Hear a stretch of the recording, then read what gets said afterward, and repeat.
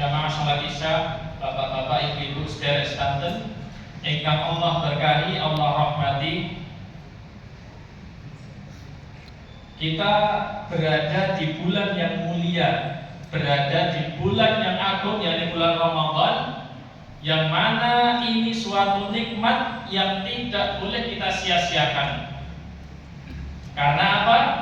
Di dalamnya ada waktu yang sangat mulia. Dalam sebuah hadis disebutkan salah satu da'awatin la turad, ada 3 doa yang tidak akan tertolak. Salah satunya adalah da'watus shaim, yaitu doa orang yang berpuasa. Masyaallah muslimin rahimani wa rahimakumullah. Maka dari itu di bulan yang mulia ini kita harus senantiasa memanfaatkan waktu untuk banyak-banyak berdoa. Karena disebutkan di dalam hadis, ad-du'a huwal ibadah. Doa itu adalah inti daripada ibadah. Kenapa toh Pak Ustadz kok doa itu bisa jadi inti ibadah? Monggo kita sarang-sarang mirsa, kita bareng-bareng lihat. Ketika kita bangun tidur, kita baca doa. Dalam syariat Islam disunahkan baca doa. Doanya pripun?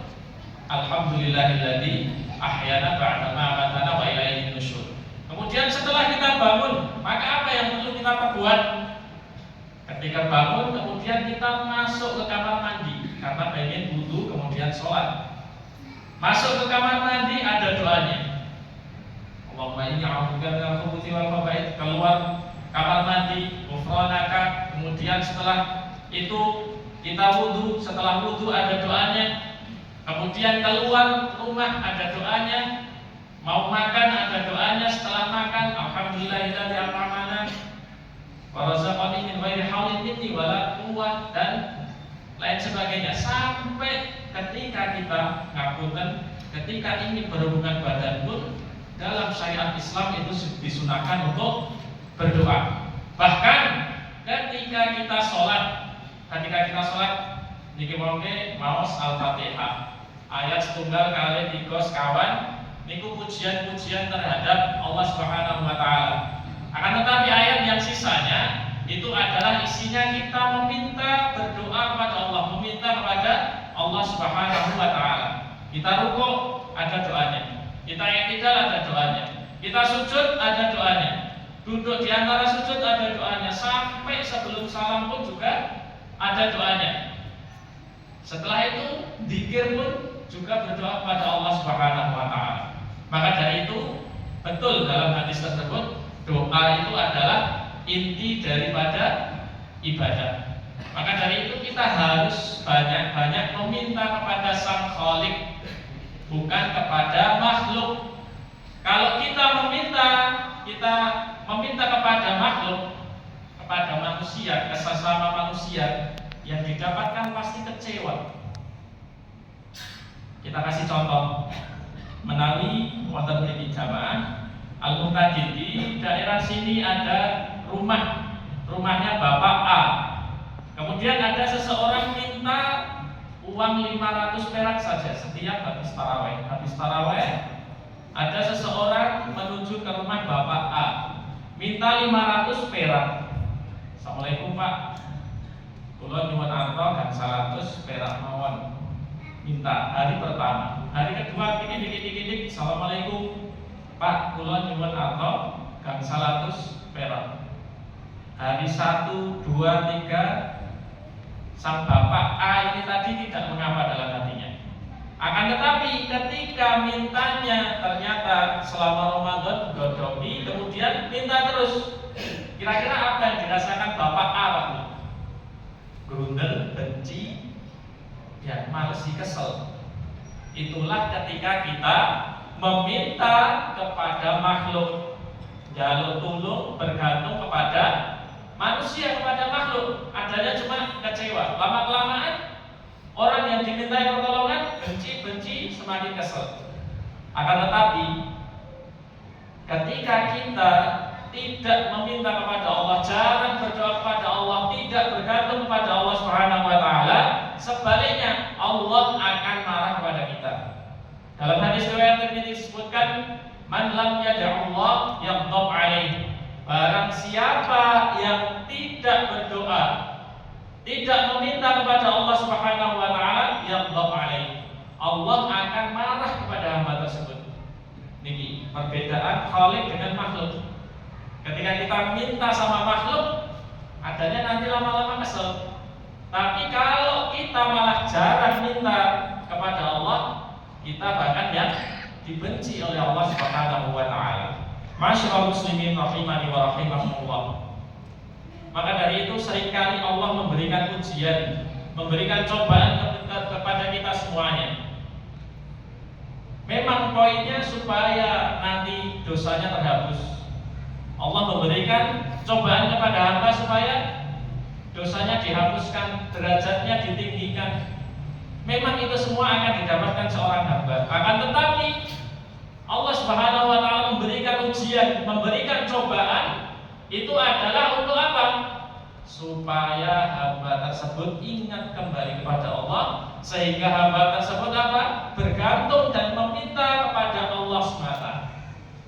Masyaallah muslimin rahimani wa rahimakumullah. Dan Allah Subhanahu wa taala itu mengabulkan doa hambanya dalam 3 bentuk.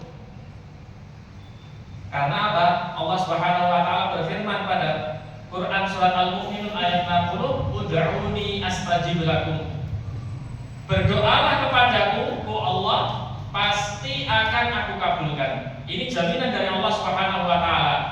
Barang siapa yang berdoa kepada Allah, pasti Allah akan mengabulkannya. Akan tetapi Allah mengabulkan doa dalam 3 bentuk. Yang pertama adalah disebutkan, ma min muslimin yad'u bi da'watin laisa fiha itsmun wala qati'atu rahimin illa a'tahu Allahu biha ihdatsalat. Tidaklah seorang mukmin, seorang muslim itu berdoa kepada Allah Subhanahu wa taala yang doa tersebut isinya bukan doa tentang dosa, perbuatan dosa, dan juga doa untuk memutus tali silaturahim, maka Allah akan memberikan, mengabulkan doa tersebut dalam 3 bentuk. Yang pertama adalah antu ajjala lahu da'watah. Allah Subhanahu wa taala akan mengabulkan doa hamba tersebut segera atau nanti. Yang penting doa tersebut dikabulkan di dunia. Itu doa Allah Subhanahu wa taala mengabulkan doa hambanya yang pertama. Ya Allah, berikan aku jodoh. Setelah doa ternyata ada jodohnya.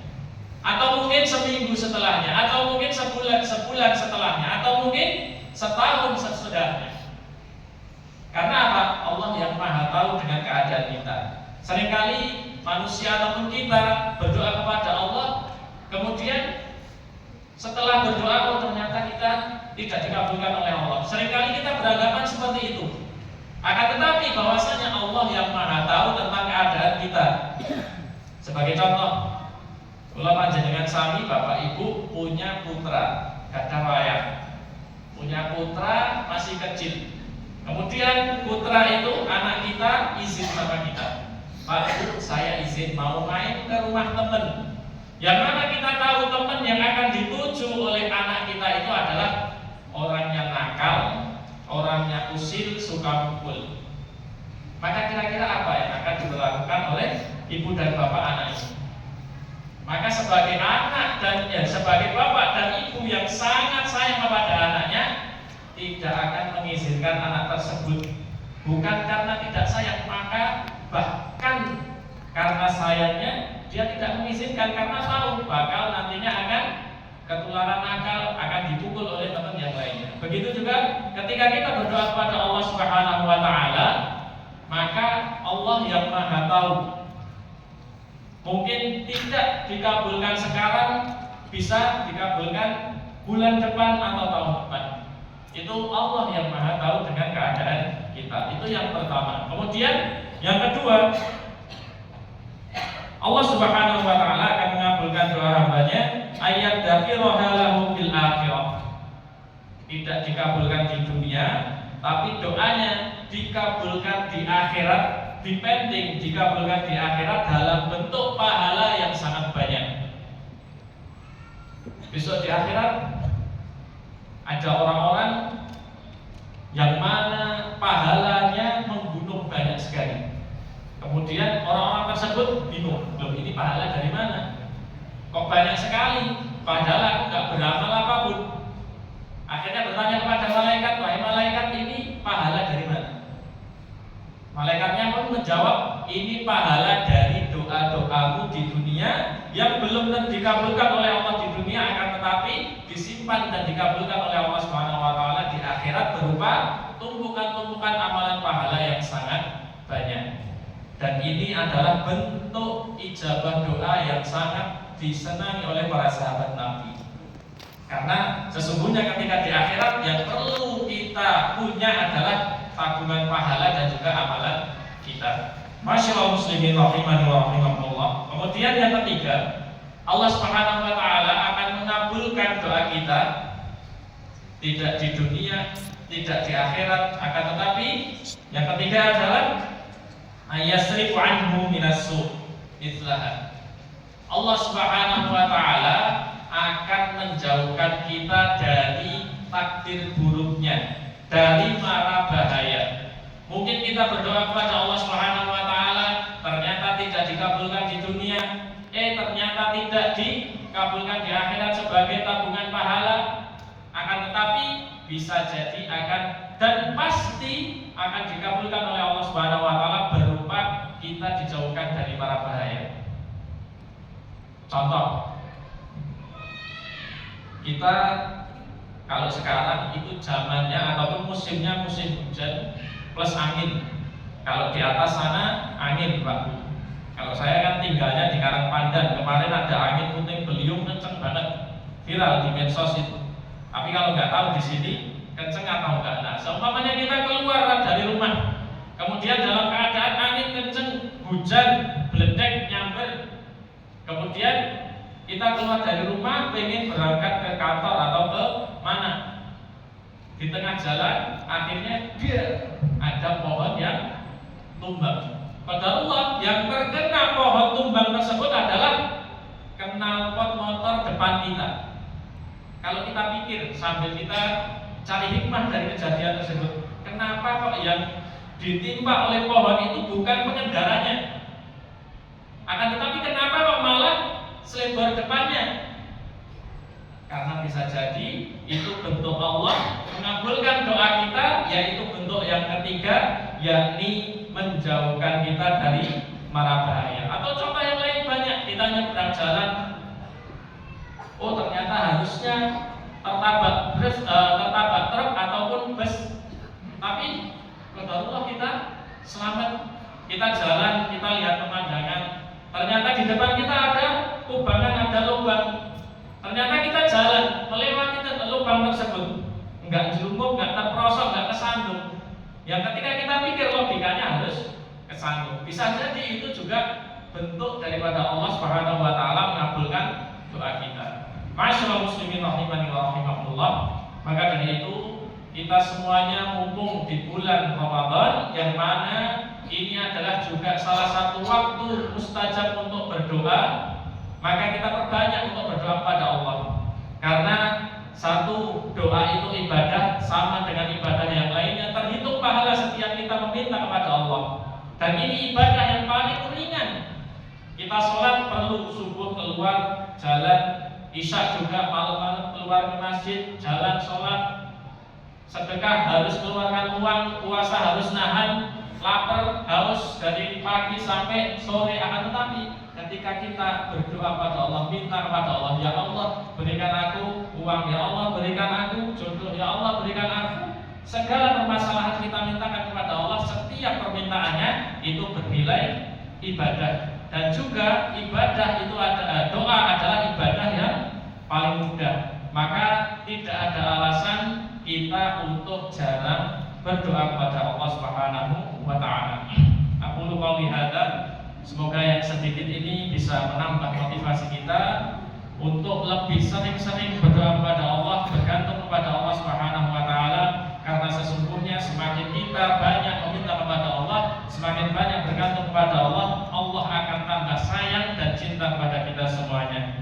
Akhirul kalam, wassalamualaikum warahmatullahi wabarakatuh.